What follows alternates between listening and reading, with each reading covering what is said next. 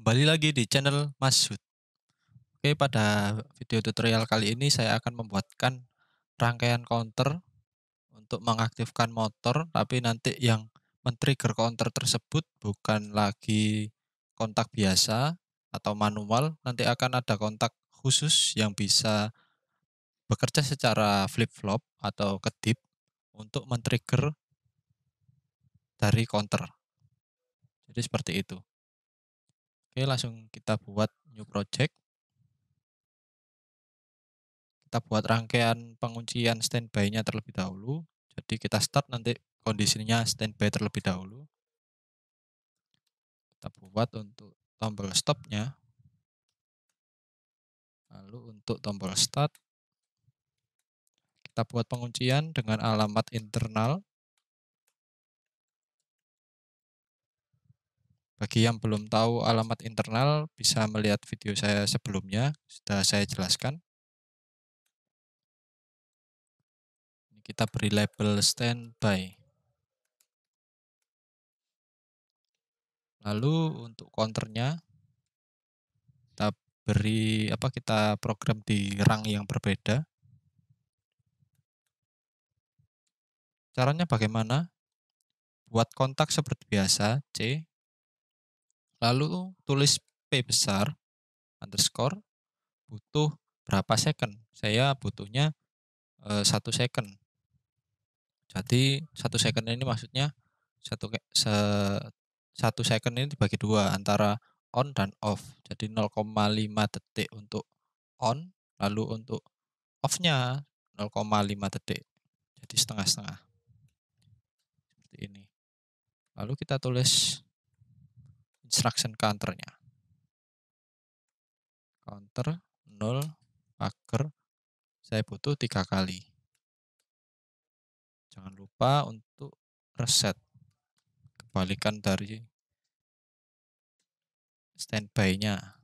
Jadi ketika standby mati dia akan reset. Oke, ketika counter aktif dia akan mengaktifkan outputan. Ini kontaktor K1 saja. Ini counter. Oke, jadi cukup sederhana seperti ini untuk rangkaian counter menggunakan yang namanya kontak clock pulse bit. Kontak clock pulse bit itu seperti apa? Jadi seperti ini. Tidak hanya yang 1 second, ada beberapa macam dari kontak ini. Tapi saya menggunakan yang 1 second.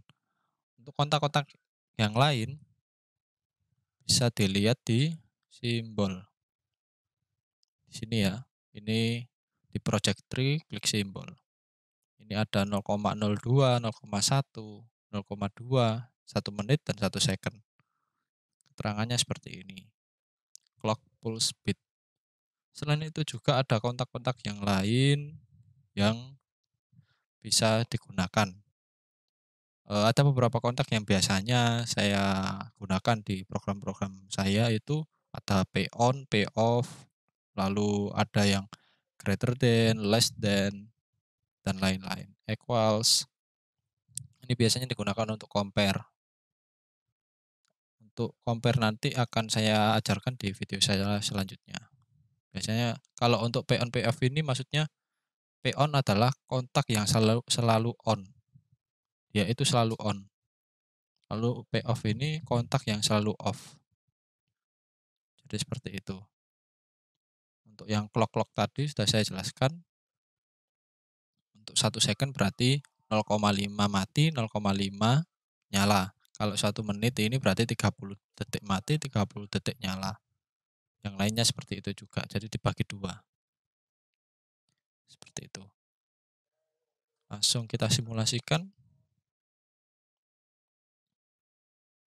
Ya nanti ketika simulasi dia langsung berkedip. Nah, ini dia langsung berkedip secara otomatis tanpa kita menulis program timer. Kalau kita menggunakan program timer pasti membutuhkan 2 timer di sini. Jadi timer untuk lama nyala dan lamanya mati. Tapi di sini kita disediakan kontak khusus di mana bisa berkedip atau flip-flop. Tapi untuk rentang waktunya hanya disediakan yang tadi saja. Jadi tidak bisa divariasi, seperti itu. Tapi lumayan cukup untuk menghemat program dan mempermudah juga. Kita force on, coba. Nah, dia akan berkedip nyala. Seperti ini. Dia akan berkedip terus tapi tidak mempengaruhi counter karena sudah aktif. Dan counter pun mengaktifkan kontak outputan K1. Kita ulangi, kita stop lagi. Counter terset. Kita aktifkan. 2, 3. Oke. Seperti itu kita ulangi lagi. 1, 2, 3. Seperti itu. Oke, cukup itu saja tutorial untuk materi clock plus speed. Semoga video ini bermanfaat bagi kalian. Sampai jumpa di video saya selanjutnya.